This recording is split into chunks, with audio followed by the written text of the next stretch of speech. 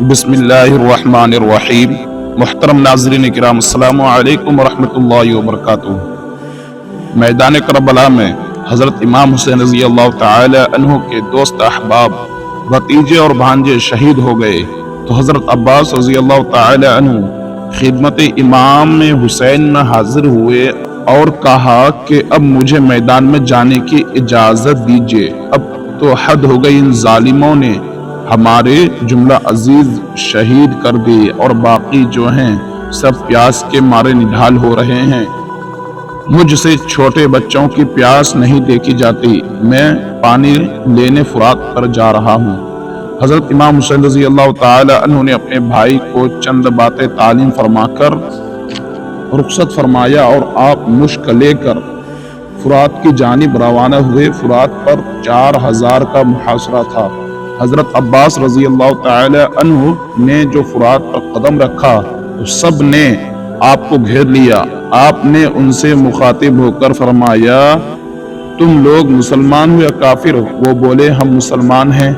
آپ نے فرمایا، مسلمانوں میں یہ کب روا ہے کہ چرند و پرند تو پانی پئیں اور فرزندان مصطفیٰ پیاس سے تڑپیں، تم لوگ قیامت کی پیاس سے نہیں ڈرتے؟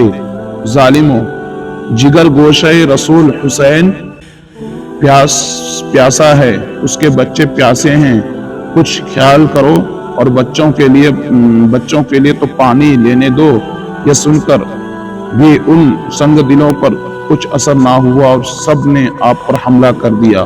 حضرت عباس نے ان پر حملہ کر کے اسی کو قتل کر ڈالا اور باقی کو منتشر کر کے فرات تک جا پہنچے اور پانی میں اتر کر مشک بھر لی اور خود چلو میں پانی بھر کر پینا چاہا کہ بہن بھائی اور بچوں کی پیاس یاد آ گئی۔ فوراً چلو کا پانی پھینک دیا اور مشک کا کاندھے پر رکھ کر روانہ ہوئے۔ راہ میں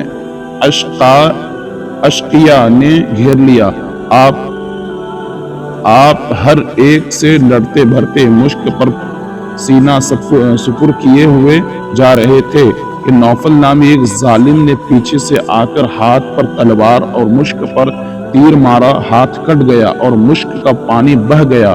اس وقت آپ اپنی محنت اور بچوں کی پیاس پر افسوس کر کے رونے لگے، کیونکہ زخم کاری لگ چکا تھا۔